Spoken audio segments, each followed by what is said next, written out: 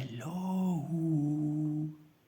Buenos días, oyentes y lectores ávidos de la palabra de Dios. Hoy vamos a seguir con el Nuevo Testamento en el apartado de Evangelios, o vamos a empezar los Evangelios con una introducción a estos.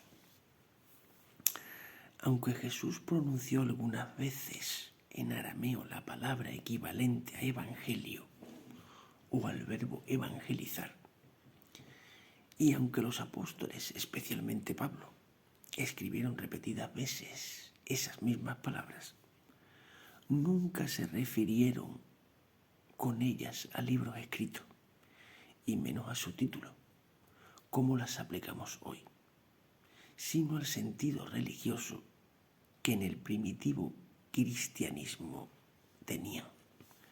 Es decir, indicaban con ellas la buena nueva, la feliz noticia de que la salvación mesiánica había llegado en la persona de Jesús. Refiéranse, pues, estos evangelios, ¿no?, al mensaje que Cristo trajo al mundo. Evangelio, entre comillas, significa por consiguiente, en labios de Jesús o en los escritos del Nuevo Testamento, el contenido del mensaje de Jesús, transmitido oralmente por el Maestro a sus discípulos y predicado por estos a las primeras generaciones cristianas, cada uno con sus modalidades específicas, está claro.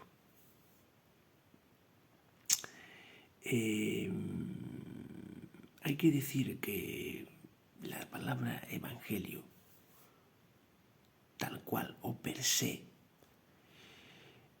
no empezó a figurar como título de los libros que contenían el evangelio mensaje de Jesús hasta bien entrado el siglo II de nuestra era.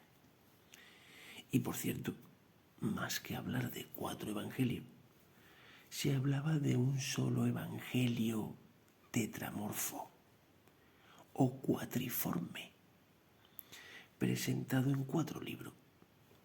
Por eso decimos aún evangelio, entre paréntesis, de Cristo, según Mateo, Marcos, Lucas y Juan.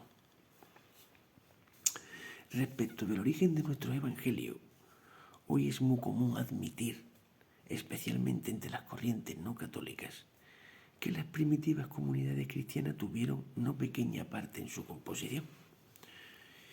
Los evangelios serían creación de la fe de esas comunidades y no reflejarían la realidad histórica del pasado.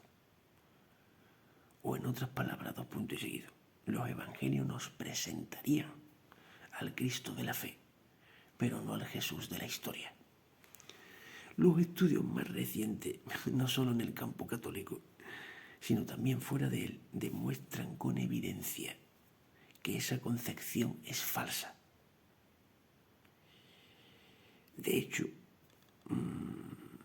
los autores de nuestros evangelios usaron de esas unidades evangélicas fragmentarias, ¿de acuerdo? Como ya hemos dicho, existen 4 evangelios, ¿no? Llegando a la conclusión de que es un hecho indiscutible que al frente de la redacción definitiva de cada evangelio escrito hubo un responsable, como lo demuestra la tradición histórica y el análisis literario de cada evangelio.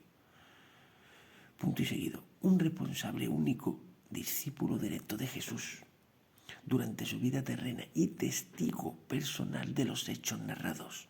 Estos son los casos de Mateo y Juan. O inmediato discípulo de aquellos que, entre comillas, fueron desde el principio testigos oculares y luego servidores de la palabra, Marcos y Lucas. La fe, pues, no inventa los hechos, esto es importantísimo. Al contrario, sabe que son reales. y por lo mismo sobre ellos funda su interpretación teológica. Por consiguiente, hay identidad entre el Jesús histórico y el Cristo de la fe. Nuestros evangelios son historia, aunque hayan sido escritos con fines didácticos y nos den una interpretación teológica de la persona de Jesús.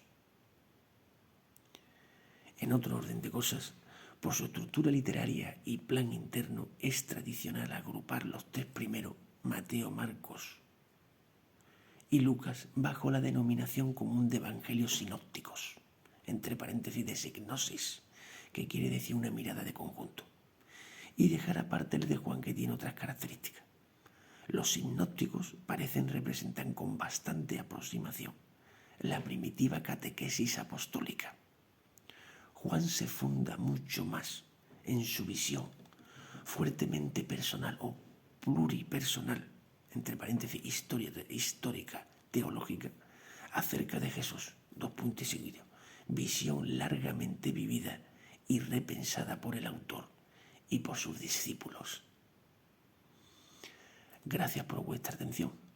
La próxima vez, pues hablaremos ya del Evangelio según San Mateo y haré una pequeña introducción. Muy amable por vuestro tiempo. Os espero.